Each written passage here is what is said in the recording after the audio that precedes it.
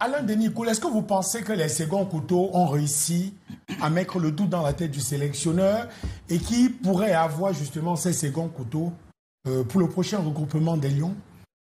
Bon, déjà, il faut dire que l'objectif, n'était pas de mettre forcément le doute dans la tête du sélectionneur, mais plutôt de montrer, tout à fait, de montrer qu'ils sont capables de faire des choses à cette équipe-là et d'être parmi ceux sur qui le coach va compter. Alors, il faut déjà commencer à dire d'entrée de jeu que c'était un choix pleinement assumé de la part de Marc Brice de mettre de côté ses titulaires habituels qui ont pour la plupart disputé des saisons assez essoufflantes, des saisons assez longues. Quand vous voyez un garçon comme Bryan Mbeumo, c'est 38 matchs en Première Ligue, et je vous promets que après ces 38 matchs, venir encore enchaîner avec un match en plus amical du côté du Maroc, c'est pas assez facile. Il vaut mieux. Sans intérêt pour eux, pour lui. Pour des garçons comme ça, je pense que c'était une bonne décision de les reposer un peu. On a souvent reproché à Marc Brice de ne pas trop faire de remplacement à temps dans le jeu, de ne pas trop utiliser les joueurs qui sont entre guillemets des remplaçants.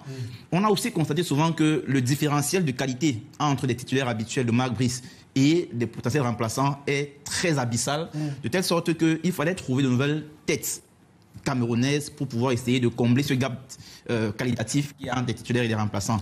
Et quand moi je sors de ce stage-là où mon ami Jean-Pierre nous dit qu'on n'a pas progressé et qu'on n'a rien appris, j'ai envie de dire quand même que le Naguida que j'ai vu à gauche, c'est un profil assez intéressant qui peut être un sérieux rival à un garçon comme Notolo sur le côté gauche. Moi, je l'ai vu. Un garçon comme des garçons comme Enzo Boyoma et Castelletto ont montré de très belles choses en défense centrale. Et qu'aujourd'hui, on peut se dire que si on n'a pas la défense titulaire, c'est-à-dire Ngade et Wo, on peut quand même avoir des garçons qui, d'un point de vue qualitatif, ne sont pas très loin de ceux-là, ou même sont à égalité.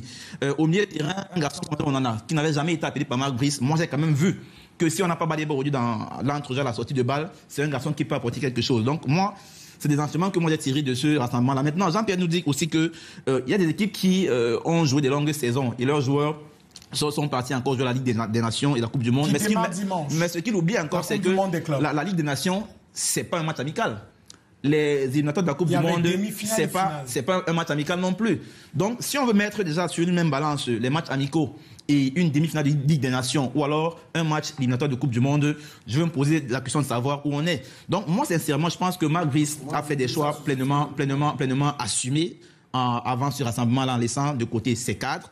Il est parti à une compétition où il a testé deux systèmes de jeu. D'abord le 4-3-3 face à l'Ouganda, ensuite le 4-4-2, où on a quand même vu des choses assez intéressantes. Il a donné la confiance pour une première fois à des joueurs locaux qu'on n'avait jamais vus en sélection nationale avec lui. On a vu de quoi ils sont capables avec Batum aujourd'hui. Donc moi, personnellement, je suis très fier. Il a marqué un but, c'est quelque chose d'assez intéressant. On lui avait fait ce reproche-là de ne pas les prendre, de ne jamais les prendre. Il les a pris cette fois-ci. Alors que Jean-Pierre Kefar a la particularité de lire, d'avoir une boule de cristal. Et ils ont là-bas RSI chez eux. Tu vois, RSI, il y a une boule de cristal. On ne parle pas des restrictions, on parle de l'actualité. On se comprend, lui et moi. Non. Donc, Jean-Pierre a une boule de cristal, donc parlons de lui, où il sait bien lire. D'ailleurs, il vous a dit tout à l'heure que c'est ce que je vais dire. Donc, il y a une boule de cristal. Je ne peux pas lui refuser. 30 secondes pour sortir. Donc, je pense que non. Ce stage a été suffisamment plein d'enseignements et a montré que, à côté des 11 titulaires dont dispose Marc Brice aujourd'hui, qui sont un peu, en guillemets, indiscutables, il y a encore 5 à 6 joueurs qui peuvent entrer dans une forme de rotation pour une place de titulaire dans cette équipe du Cameroun et dont on pourra compter pour